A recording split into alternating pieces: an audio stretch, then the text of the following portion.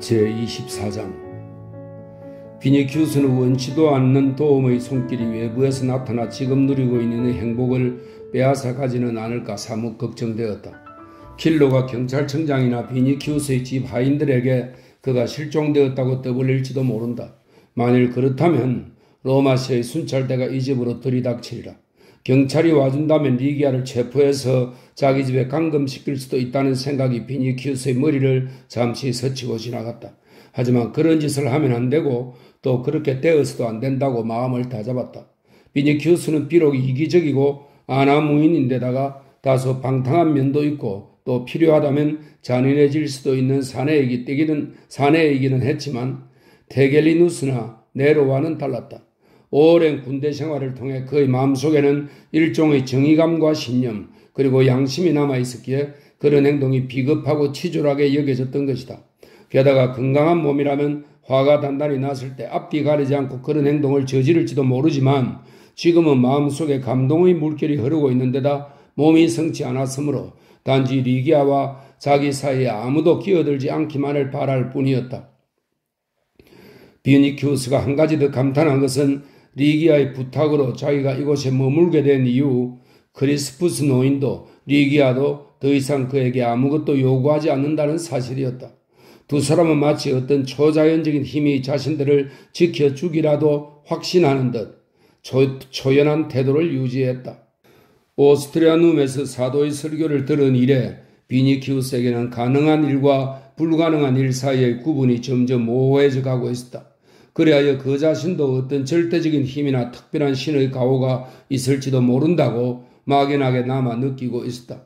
그러나 사태를 좀 더 냉정하게 판단해보고는 그리스인에 대한 이야기를 다시 한번 두 사람에게 되풀이하면서 킬로를 데려다 달라고 부탁했다.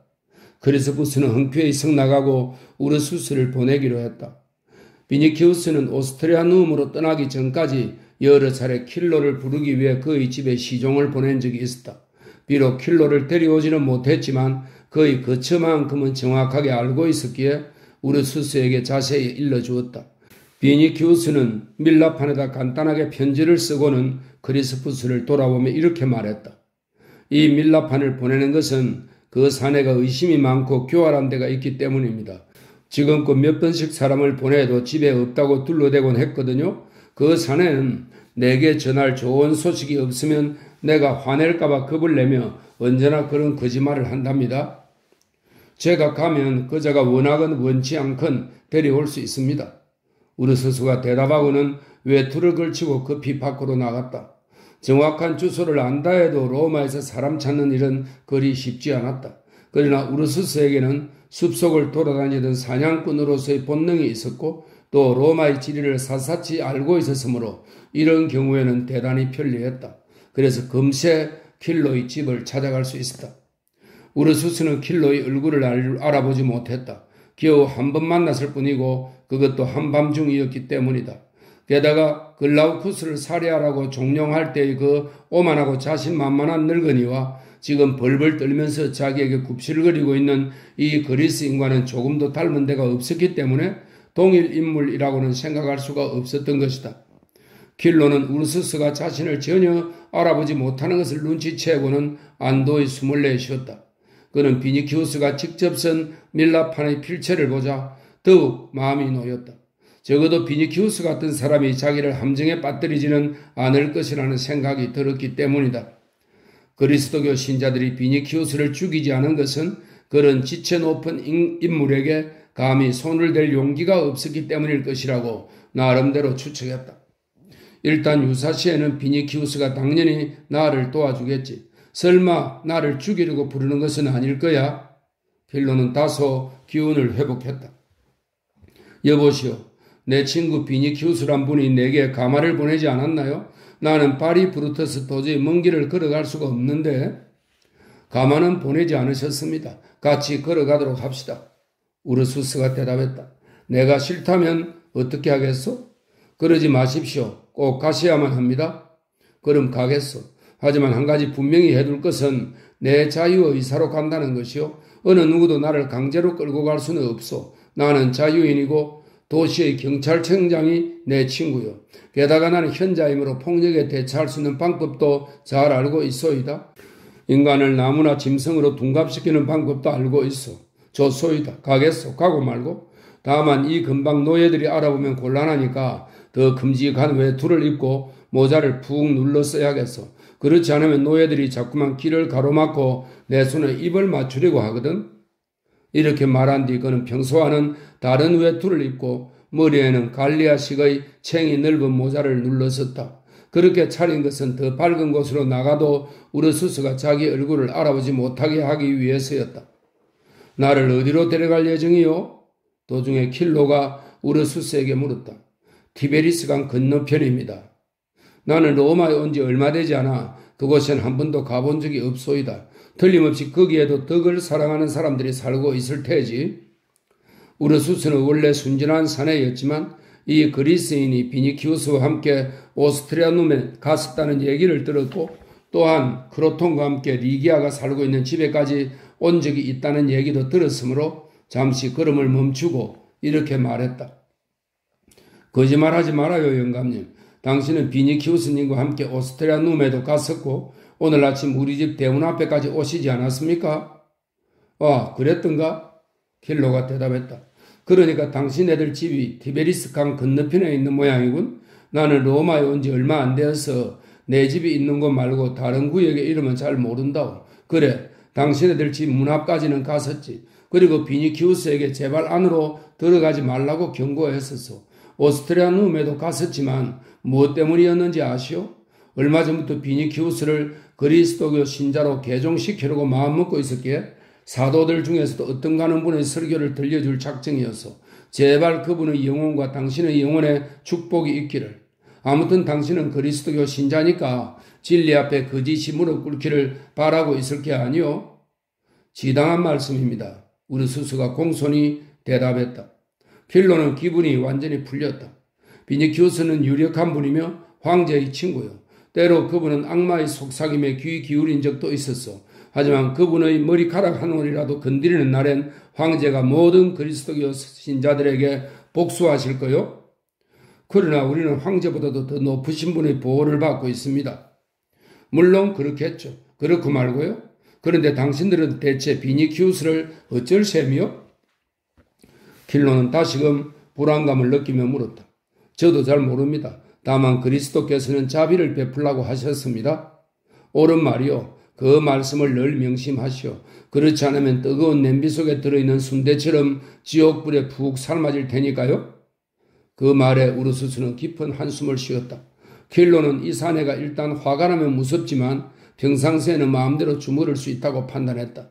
리기아를 데려오는 과정에서 비니키우스에게 무슨 일이 일어났는지 궁금한 마음에 킬로는 준엄한 재판관 같은 목소리로 물었다.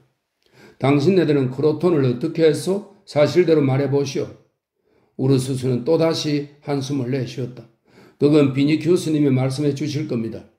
그러니까 당신이 그 사내를 검으로 찔러 죽이거나 아니면 몽둥이로 쳐 죽였단 말이요? 저는 무기를 지니고 있지 않았습니다. 그리스는 이 야만인의 초인적인 힘에 놀라지 않을 수 없었다. 바라건대 플루토가 아니 그러니까 예수 그리스도께서 당신의 죄를 사하여 주시기를. 두 사람은 말없이 그렇다. 잠시 후 킬로가 입을 열었다. 내가 당신을 배신해서 밀고 하는 일은 없을 거요. 하지만 순찰 때는 조심하시오. 제가 두려운 건 예수님이지 순찰대가 아닙니다. 지당한 말이오.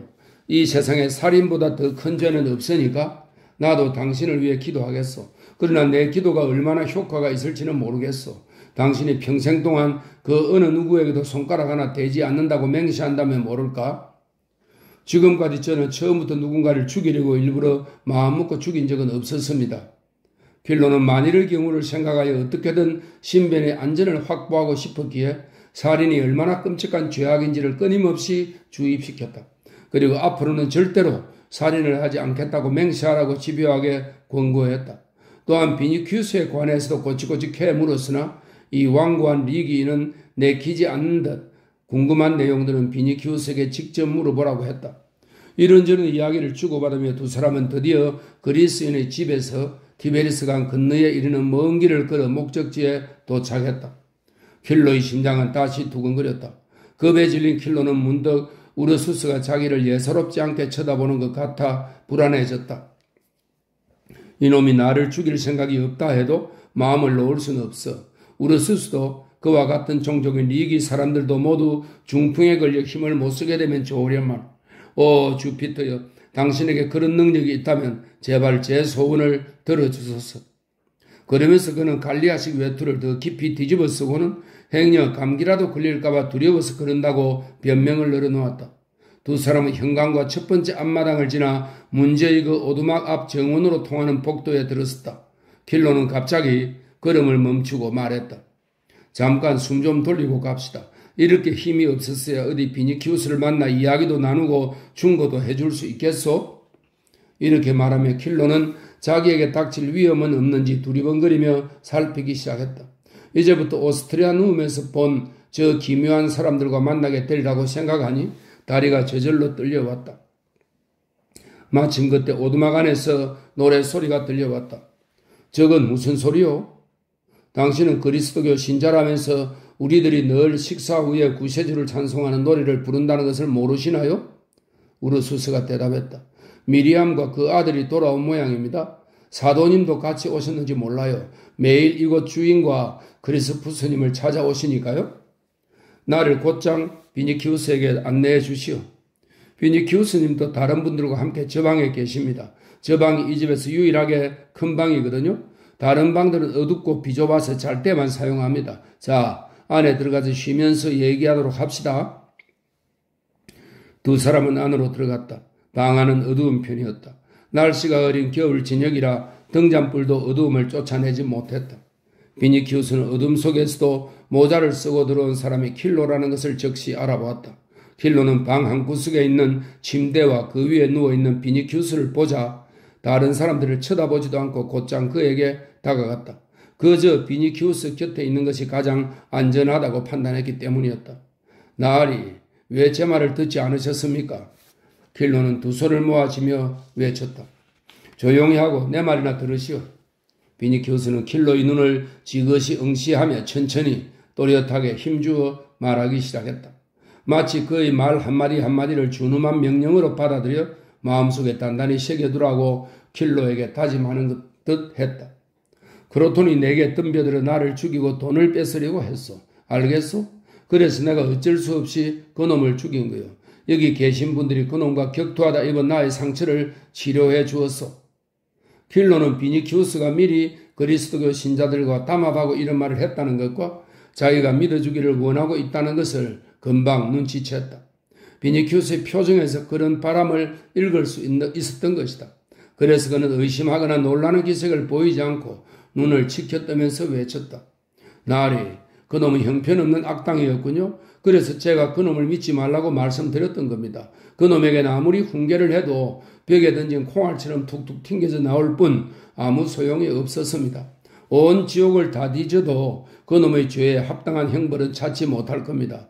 정직하지 못한 자는 악한이 될 수밖에 없는 법. 자기의 은인에게 더구나 이렇게 너그러우신 나으리께 덤벼들다니 그게 말이나 됩니까? 오 신들이여. 킬로는 이곳을 오는 도중 우르수스에게 자기가 그리스도교 신자라고 떠벌린 것을 떠올리고 얼른 입을 다물었다. 비니키우스가 말했다. 만약 내가 당금을 지니고 있지 않았다면 그놈에게 꼼짝없이 당했을 거요. 제가 나으리께 최소한 당금이라도 가지고 가시라고 충고해 드렸던 그 순간을 축복하고 싶습니다. 비니키우스는 그리스인을 신문하는 듯한 눈으로 뚫어지게 쳐다보며 말을 이었다. 도대체 당신은 오늘 무엇을 했소? 무슨 말씀이십니까? 나리의 건강을 빌고 있었다고 말씀드리지 않았습니까? 그 밖에는 마침 나리를 찾아뵈려던 참이었는데 이 친절한 분이 와서 나리께서 찾으신다고 하더군요.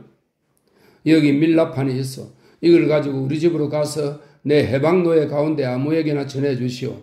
여기에 내가 베네벤툼으로 간다고 적혀 있어. 내 시종인 데마스에게는 베트로니우스에게서 급한 편지가 와서 오늘 아침에 출발했다고 전하시오. 비니키우스는 강한 의조로 다시 한번 못 박았다. 나는 베네벤툼으로 떠난 거요. 알겠소? 네. 나으리께서는 벌써 그곳으로 가신 거지요? 오늘 아침 저는 카페나 성문에서 나으리께 작별 인사를 드렸으니까요. 나으리께서 가시고 난 후 얼마나 쓸쓸하든지 만일 나으리께서 이렇게 제 마음을 위로해 주시지 않았다면 불쌍한 제토스 아내 아이돈이 눈물을 멈출 수 없었듯이 저 또한 울다가 죽어버렸을 것입니다. 비니키우스는 몸이 성치 않았지만 터져 나오는 웃음을 참을 수가 없었다. 그리스인의 말솜씨가 보통이 아니라는 것은 이미 알고 있었지만 이 정도로 재치가 넘치는 줄은 몰랐기 때문이다. 그는 킬로가 자기의 뜻을 재빨리 헤아려 준 것이 여간 기쁘지 않았기에 이렇게 말했다. 그럼 당신의 눈물이 마르도록 몇 줄 더 쓰겠소. 가서 등잔을 가져오시오. 킬로는 이제 완전히 마음을 놓고 화덕적으로 몇 발자국 다가가서 벽에 걸려있는 등잔 하나를 집어들었다. 바로 그때 모자가 머리에서 흘러내리는 바람에 불빛에 킬로의 얼굴이 환하게 드러났다. 그러자 글라우쿠스가 의자에서 벌떡 일어나 재빨리 킬로에게 다가가서 그의 앞에 버티고 섰다. 게파스. 게파스는 킬로는 글라우쿠스에게 본명을 감추고 자신의 이름을 게파스라고 속였으니까 게파스라고 부릅니다. 게파스, 내가 누구인지 알겠나? 글라우쿠스의 목소리에는 무슨 위험이 서려 있었으므로 방 안에 있던 사람들 모두가 소름이 돋았다. 킬로는 소스라치게 놀라며 들고 있던 등잔을 그만 바닥에 떨어뜨리고 말았다. 이어 허리를 구부려 몸을 두 겹으로 접고는 신음하듯 말했다. 사람 잘못 보셨습니다. 저는 게파스가 아닙니다. 자비를 베풀어 주십시오. 글라우쿠스는 방 안에 있는 사람들을 둘러보며 말했다. 나와 내 가족을 팔아넘기고 파멸시킨 자가 바로 이 사람입니다. 글라우쿠스에 관한 이야기는 모든 그리스도교 신자들이 다 알고 있었고 비니키우스 역시 킬로에게서 들어 알고 있었다. 단지 치료받을 때 고통을 못 이기고 정신을 잃어 그의 이름을 듣지 못했으므로 그 의사가 바로 글라우쿠스란 사실을 모르고 있었을 뿐이었다. 우르수스는 글라우쿠스의 말을 듣는 순간 마치 캄캄한 어둠 속에서 번개불이 번쩍이듯 무언가가 머릿속을 환히 밝혀주는 것을 느꼈다. 킬로의 정체를 알게 된 우르수스는 그에게 와락 달려들어 그의 양팔을 뒤로 비틀며 소리쳤다. 저에게 글라우쿠스님을 죽이라고 꼬드긴 자도 바로 이놈입니다. 살려주십시오. 킬로는 신음했다. 은혜는 어떻게든 보답하겠나이다. 비니키우스 쪽을 돌아보며 그는 울부짖었다. 나으리, 저 좀 살려주십시오. 제가 믿는 건 나으리 뿐입니다. 제발 저를 좀 도와주십시오. 나으리의 편지는 반드시 전하겠습니다. 나으리, 나으리. 하지만 비니키우스는 방 안에 있는 모든 사람들 중에서 가장 냉담한 시선으로 킬로를 바라보고 있었다. 이 그리스인의 인간성을 잘 알기 때문이기도 했지만 원래 군인인 비니키우스에게는 사사로운 정의라는 것이 없었던 것이다. 그놈을 산채로 뜰에다 매장하십시오. 편지는 다른 사람을 시켜서 전하겠습니다. 킬로에게는 비니키우스의 이 말이 최후의 사형 선고로 들렸다. 킬로의 양팔은 우르수스의 무지막지한 손에 붙잡혀 우두둑 소리를 내고 있었고 심한 고통과 두려움으로 눈에는 눈물이 가득 고였다. 당신네들이 믿는 신의 이름으로 제발 자비를 베풀어 주십시오. 그는 외쳤다. 저는 그리스도교 신자입니다. 팍스 보비스쿰. 저는 그리스도교 신자입니다. 만약 제 말을 믿을 수 없다면 한 번, 두 번, 아니 10번이라도 좋으니 제게 세례를 받게 해주십시오. 글라우쿠스님, 이건 뭔가 잘못된 것입니다. 제게 해명할 기회를 주십시오. 저를 노예로 삼아도 좋으니 목숨만은 살려주십시오. 저를 불쌍히 여겨주십시오. 제발. 통증 때문에 숨이 가빠오는지 킬로의 목소리가 점점 가늘어졌다. 그때 식탁 건너편에 앉아있던 베드로 사도가 조용히 일었었다. 베드로는 눈처럼 하얀 머리를 가슴 언저리까지 푹 숙이고 눈을 감은 채 꼼짝도 하지 않고 서 있었다. 노 사도는 잠시 머리를 부르르 떨더니 마침내 고개를 들고 입을 열었다. 구세주께서 우리에게 이렇게 말씀하신 바 있습니다. 만약에 너희들의 형제가 너희에게 죄를 범하면 타일러라. 하지만 회개하면 용서하라. 가령 하루에 7번 너희에게 죄를 짓고 7번 용서를 빌며 돌아온다 해도 너희는 7번뿐 아니라 7번씩 70번이라도 그를 용서해 주어라. 방 안은 한길 더 조용해졌다. 글라우쿠스는 오랫동안 두 손으로 얼굴을 가린 채 서 있다가 손을 내리며 말했다. 게파스여, 내가 그리스도의 이름으로 당신이 저지른 죄를 용서하듯이 하나님께서 당신의 죄를 용서해 주시기 바라오. 그러자 우르수스도 그리스인의 팔을 놓고 이렇게 말했다. 내가 당신을 용서하듯이 구세주께서도 당신에게 자비를 베풀어 주시기 바라오. 순간 킬로는 땅바닥에 쓰러지면서 두 손으로 간신히 몸을 지탱했다. 그는 마치 덫에 걸린 짐승처럼 머리를 휘저으며 어느 쪽에서 죽음의 그림자가 덮칠까 사방을 이리저리 둘러보았다. 아직도 자기의 눈과 귀를 믿을 수 없었고 감히 용서를 받는다는 것은 생각조차 할 수 없었다. 차차 제정신으로 돌아왔으나 다만 파랗게 질린 입술은 두려움 때문에 여전히 떨리고 있었다. 안심하고 돌아가십시오. 사도 베드로가 킬로에게 말했다. 킬로는 억지로 몸을 일으켰으나 아무 말도 할 수가 없었다. 그는 여전히 비니키우스의 보호를 바라며 무의식적으로 비니키우스의 침대 곁으로 다가갔다. 자기를 고용한 사람이자 자기와 같은 편이었던 비니키우스는 자기에게 형벌을 내리자고 했고 오히려 여태까지 자기가 배반해온 그리스도교 신자들이 자기를 용서해 주었다는 사실이 도무지 실감나지 않았던 것이다. 생각이 여기에 미치자 킬로는 깜짝 놀랐다. 그는 도저히 믿을 수가 없었다. 용서를 받았다고는 하나 이 이해할 수 없는 사람들 틈에서 될 수 있는 대로 빨리 빠져나가고 싶은 생각뿐이었다. 그들이 자기에게 호의를 베푸는 것이 자기를 잔인하게 취급하는 것 이상으로 무섭게 느껴졌다. 이곳에 조금이라도 더 머물러 있다가는 무슨 뜻밖의 변을 당할지도 모를 일이었다. 그래서 그는 비니키우스의 머리맡에 서서 더듬더듬 말하기 시작했다. 나으리, 편지를 주십시오. 편지를요. 킬로는 비니키우스의 손에서 재빨리 밀라판을 낚아챘다. 그러고는 먼저 그리스도교 신자들에게 그 다음에 누워있는 비니키우스에게 차례로 절을 한 다음 벽에 찰싹 달라붙어 기어가듯이 문 밖으로 나왔다. 정원으로 나왔을 때 주위는 이미 캄캄했다. 킬로는 우르스스가 뒤쫓아와서 어두움 속에서 자기를 죽일 것만 같아 또다시 머리끝이 쭈뼛 곤두섰다. 그는 가능한 한 빨리 도망치려 했으나 힘이 빠져 뛸 수가 없었다. 마음은 초조했지만 발이 도무지 말을 듣지 않았다. 그러고 있는데 과연 우르스스가 자기 앞에 정말로 우뚝 서 있는 것이 보였다. 킬로는 땅바닥에 엎드려 울부짖기 시작했다. 우르바누스, 그리스도의 이름으로 우르스스가 부드럽게 말했다. 염려 마세요. 사도님께서 어둠 속에서 당신이 길을 잃으면 안 되니 성문 앞에까지 발에다 주라고 하셨습니다. 기운이 없으시면 때까지 모셔다 드리겠습니다. 킬로가 얼굴을 번쩍 들었다. 무슨 말을 하는 거요? 날 죽이지 않겠다는 거요? 별 말씀을 다 하십니다. 제가 왜 사람을 죽이겠습니까? 아까 당신의 팔을 너무 심하게 비틀어 아프실 겁니다. 용서해 주십시오. 나를 좀 일으켜 주시오. 킬로가 되물었다. 그러니까 당신은 나를 죽이지 않겠다는 거요? 그렇죠? 그렇다면 한 길까지만 데려다 주시오. 거기서부터는 혼자 갈 수 있어. 우르스스는 가벼운 깃털을 들듯이 킬로를 일으켜 세웠다. 그리고는 어둑어둑한 통로를 지나 첫 번째 안마당까지 인도했다. 두 사람은 출입문을 통과하여 거리로 나섰다. 복도에서 킬로는 마음속으로 또다시 이젠 끝장이다를 되풀이했으나 한 길까지 나오자 정신을 가다듬을 수 있었다. 여기서부터는 혼자 가겠습니다. 주님의 평화가 함께 하시기를. 당신께도 그러하길 바랍니다. 자, 나는 숨 좀 돌려야겠습니다. 우르스스가 돌아간 뒤 킬로는 크게 심호흡을 했다.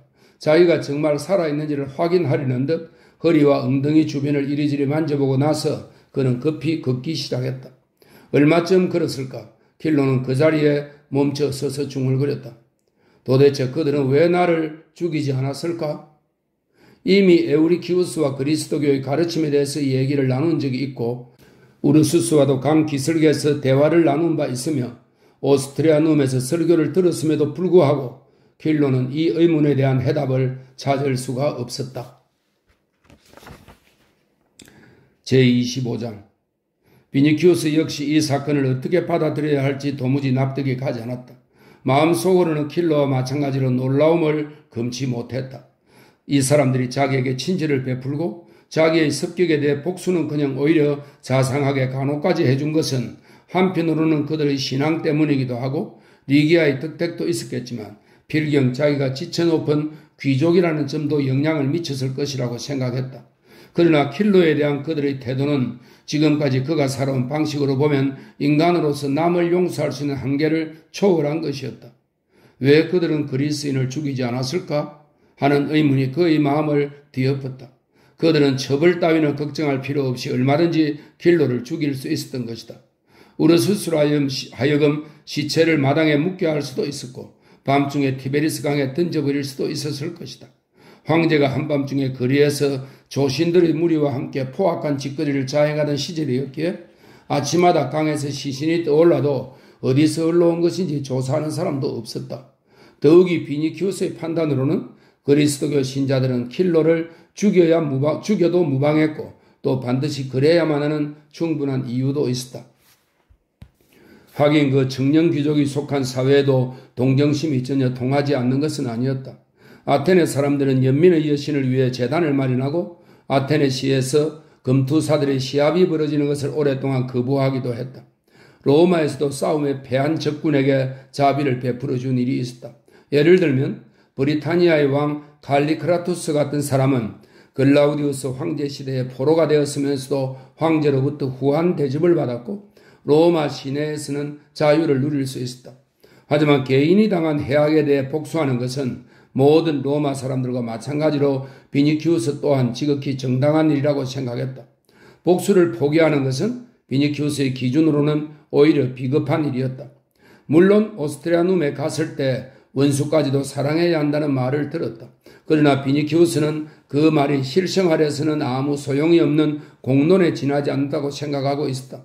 그들이 킬로를 죽이지 않은 것은 아마도 이날이 그리스도교의 축일이든지 아니면 달의 주기와 관련하여 그리스도교 신자들에게 살인이 금지된 기간이기 때문이리라. 어떤 민족의 경우에는 전쟁을 시작해서는 안 되는 흉의를 철저하게 지킨다는 말을 들은 적이 있었다. 그렇다면 그들은 왜 그 그리스놈을 법의 심판에 넘기지 않은 것일까? 사도는 어째서 사람이 7번 죄를 범해도 7번 용서해야 한다고 설교했을까? 또 글라우쿠스는 왜 내가 당신을 용서하듯이 하나님께서도 그대를 용서해 주시기를 바란다라고 했을까? 킬로는 글라우쿠스에게 인간으로서 범할 수 있는 가장 큰 죄를 범했다. 가령 누가 리기아를 죽인다면 나는 어떻게 할 것인가? 이런 생각을 하자 비니키우스의 마음은 용암처럼 부글부글 끓어올랐다. 그녀의 복수를 위해서라면 수단방법을 가리지 않고 상대에게 온갖 고통을 맛보게 하리라. 그러나 글라우쿠스는 킬로를 용서했다. 우르수스 또한 킬로를 용서했다. 사실 우르수스 정도의 힘을 가진 사내라면 이 로마에서 후환을 두려워하지 않고 누구든지 죽일 수 있을 것이다. 그가 마음만 먹으면 네무스 숲에서, 이 네무스 숲은 로마의 남동쪽에 있는 숲으로 여신 디아나의 신전이 있는 성역입니다. 도망친 노예가 이 숲속에서 스스로 왕이라 칭하며 제사장 노릇을 했는데 또 다른 노예가 도망쳐와서 그를 살해하고 그 자리를 빼앗은 적도 있었다고 합니다. 그가 마음만 먹으면 네무스 숲에서 왕노릇을 하는 제사장이라도 죽이고 그 자리를 차지할 수 있을 테니까. 금투사승 최강자의 영예를 안고 있던 크로톤도 상대할 수 없었던 그 사내를 누가 당해낼 수 있겠는가? 이런 모든 의문에 대한 해답은 오직 한 가지밖에 없었다.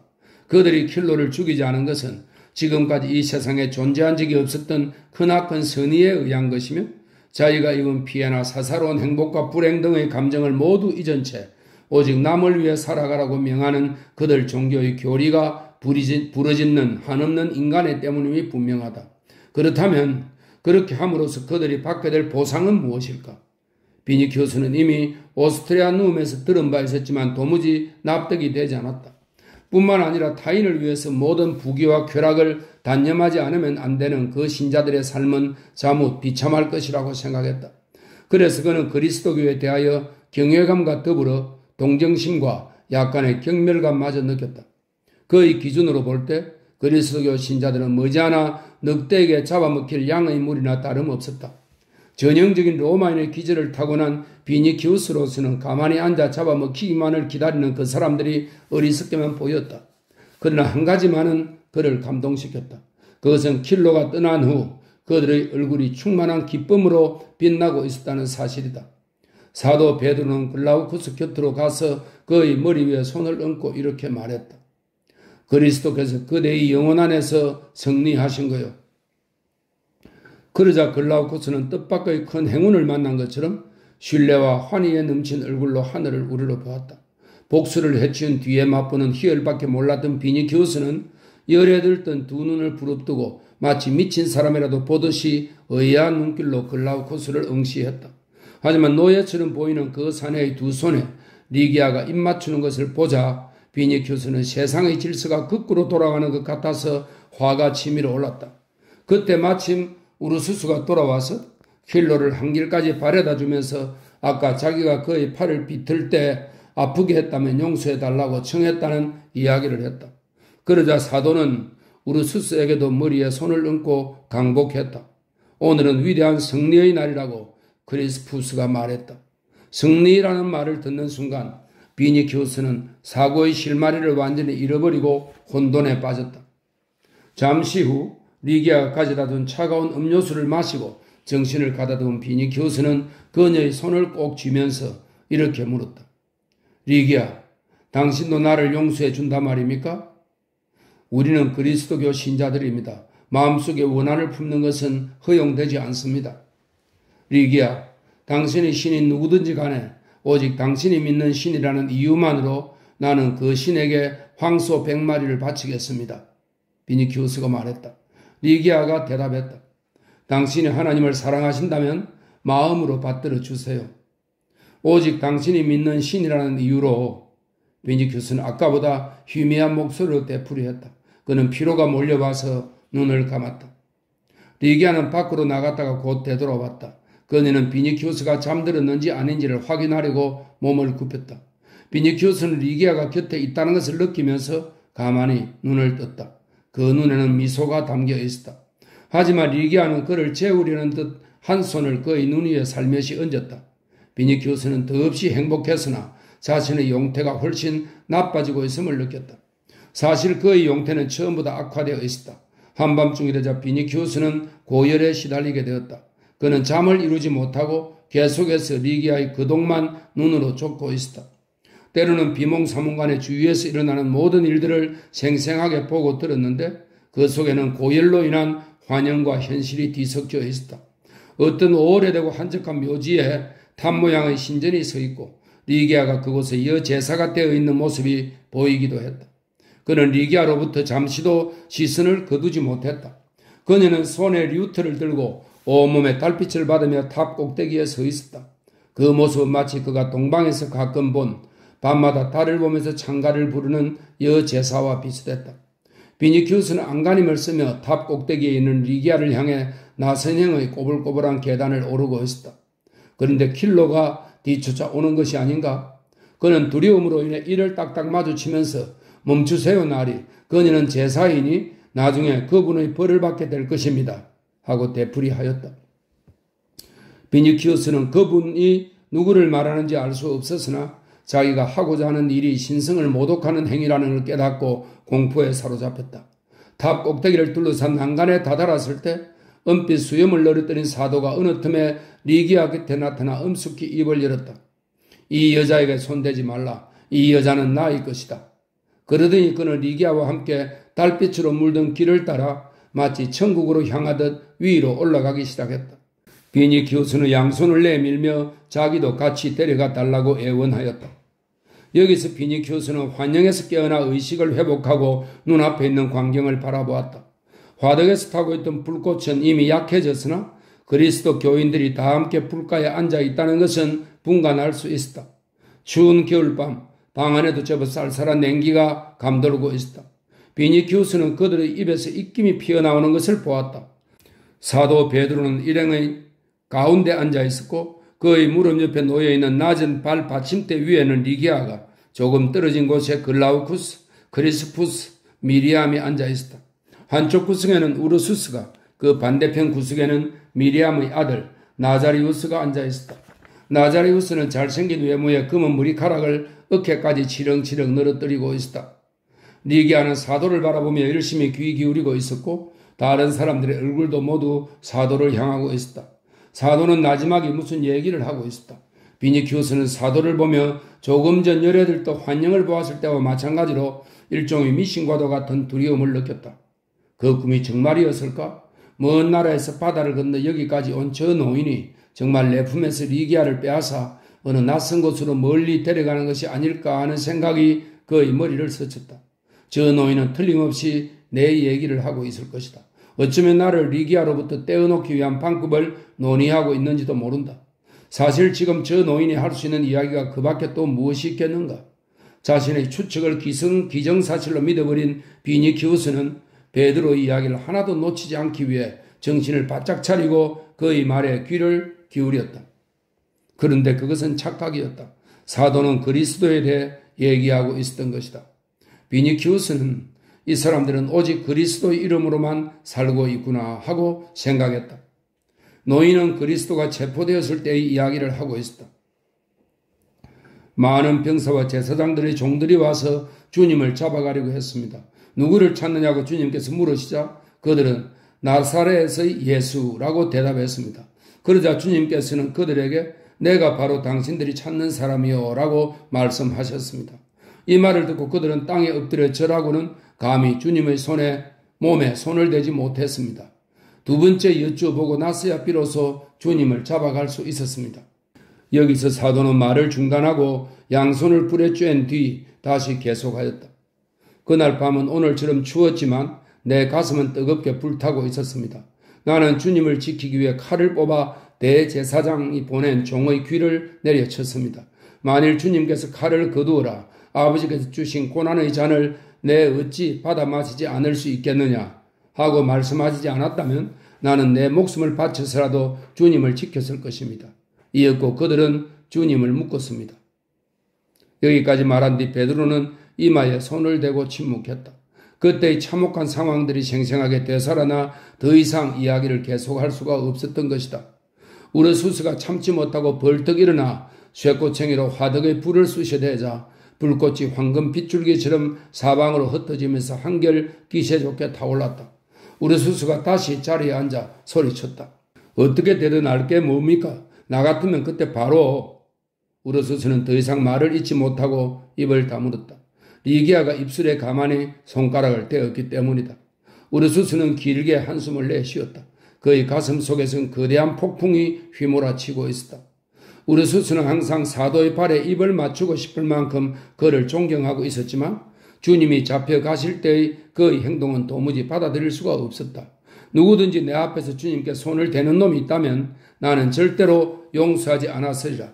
만일 그날 밤 내가 주님을 모시고 있었다면, 그래, 만일 내가 그곳에 있었다면 병사건 제사장의 종들이건 관리들이건 간에 모두 내 손에 박살이 났을 것이다. 이런 생각을 하니 우르수스의 마음은 처량하고 고통스러웠다. 그의 눈에는 어느덧 눈물이 그렁그렁 맺혔다. 만일 그때 내가 그 자리에 있었다면 주님을 지켜드리기 위해 기꺼이 싸우는 것은 물론이고 리기족의 힘센 장사들을 불러 모아 자기를 돕도록 했을 것이다. 그러나 한편 생각해보면 그런 행위는 구세주의 뜻을 거역하는 것으로 인류의 구원을 방해하는 결과가 되었으리라. 이런 이유로 우르수스는 조용히 눈물을 흘렸다. 잠시 후 베드로는 이마에서 손을 떼고 말을 이었다. 비니키우스는 또다시 열이 올라 혼수 상태에 빠져들기 시작했다. 그의 머릿속에서는 지금 듣고 있는 내용과 전날 밤 사도가 오스트리아눔에서 말한 그리스도가 갈릴레아 호수에 처음 나타난 날의 이야기가 뒤섞이고 있었다. 넓은 호수 위에 떠있는 고기잡이 배 한 척이 보였다.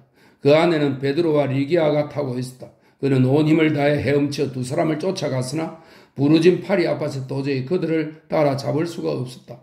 폭풍이 일어 파도가 그의 눈을 덮치고 몸은 차츰 물속으로 가라앉았다. 비니키우스는 악을 쓰며 살려달라고 도움을 청했다.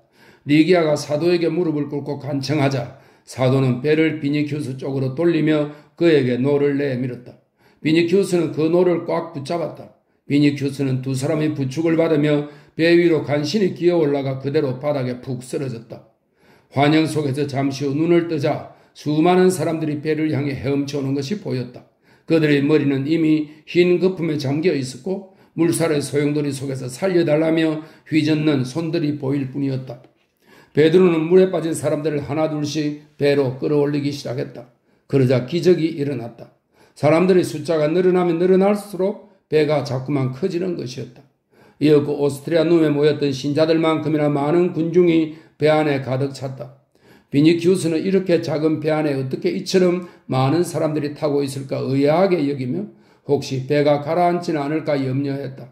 그러나 그때 리기아가 비니키우스를 안심시키며 배가 나아가고 있는 먼 기슭 쪽을 손으로 가리켰다. 거기에는 한 줄기 서광이 비치고 있었다.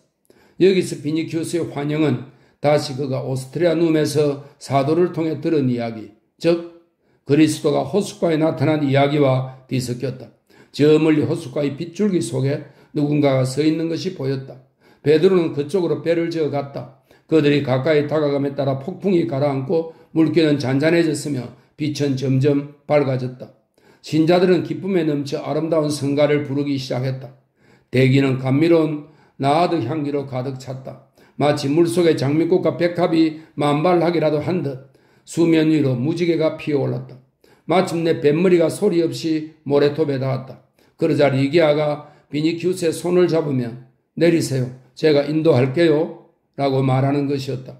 그리고 그녀는 비니키우스를 광명 속으로 데리고 갔다. 비니키우스는 다시 눈을 떴다. 아직까지 꿈의 여운이 사라지지 않았는지 얼마 동안은 현실감이 없었다.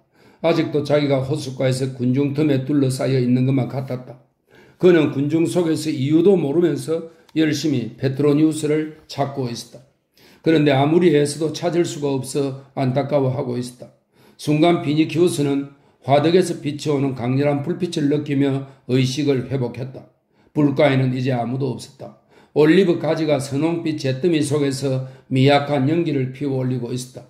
그러나 방금 던져 넣은 듯한 소나무 장작은 불꽃을 피우며 훨훨 타고 있었다.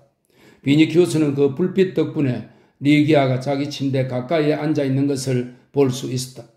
그녀의 모습을 보자 비니키우스는 마음속 깊이 감동을 받았다. 리기아는 전날 밤을 오스트리아 누움에서 세웠고 오늘은 온종일 자기를 간호하느라고 분주하게 보냈다. 그런데도 그녀는 모두 잠자리에 든 지금까지도 혼자 남아 그를 극진히 보살피고 있는 것이다. 꼼짝도 하지 않고 가만히 앉아서 눈을 감고 있는 것을 보니 퍽 피곤한 모양이다. 졸고 있는 것인지 명상에 잠긴 것인지 비니키우스는 분간할 수가 없었다. 그녀의 옆 얼굴, 내리깐 속눈썹, 무릎 위에 가지런히 올려놓은 가냘픈 손을 찬찬히 뜯어보면서 이교도인 비니키우스는 문득 이런 생각을 했다. 그리스나 로마에서 말하는 미, 그 자아도취에 빠진 육감적인 나체의 아름다움 외에는 이 세상에는 순결하고 깨끗한 아름다움, 즉 영혼이 깃들어 있는 숭고한 아름다움이 존재하는 것은 아닐까? 비니키우스는 이 아름다움이 그리스도교의 가르침에서 비롯된 것이라고는 생각지 못했으나 이제 리기아를 그녀가 받들고 있는 종교와 따로 떼어놓고 생각할 수는 없었다. 다른 사람들이 모두 잠들어 있는데도 오직 한 사람, 자기가 그토록 괴롭혔던 리기아만이 홀로 깨어 자기를 보살펴 주는 것은 그녀가 신봉하는 종교의 가르침 덕분이라고 이해하게 되었다. 한편으로는 그 종교의 가르침에 경탄을 금할 수 없었지만 다른 한편으로는 불만스럽기도 했다. 그는 리기아가 그렇게 한 것이 자기의 얼굴이나 눈, 조각과 같은 육체에 대한 애정에서, 다시 말해 지금껏 그리스나 로마 여자들이 눈부시게 하얀 팔로 그의 목에 매달린 것 같은 그런 이유에서 비롯된 것이기를 갈망하고 있었던 것이다. 그러나 문득 그녀가 다른 여자들처럼 평범했다면 지금 리기아가 지니고 있는 고상한 기품은 그녀에게서 발견할 수 없었을 것이라는 생각이 들었다. 비니키우스는 깜짝 놀랐다.